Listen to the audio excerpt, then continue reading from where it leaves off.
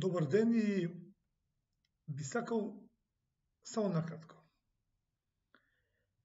Додека сето ова не се случува, не само онкологија, не само образование, се комплетно. И погрешните одлуки за Преспа и поддршката за француски предлог и така натаму. Сите сме фокусирани на големите партии. Никој не ја гледа улогата на пајтон партиите или на привезоците на тие големи партии.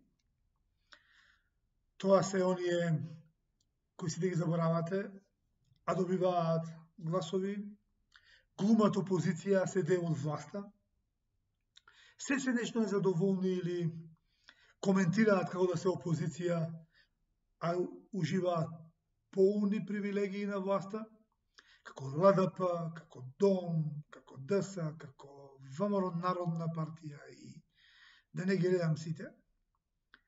Особено тие кои имаат пратеници во парламент, имаат исклучителна одговорност, бидејќи се соучесници во сето ова што се случува во земјава. Време е.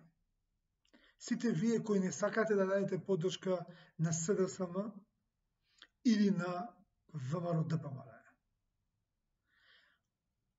а знаете дека има можност да се действува на политичката сцена за сериозен рестарт на овој трул распаднат систем, целосно девастиран.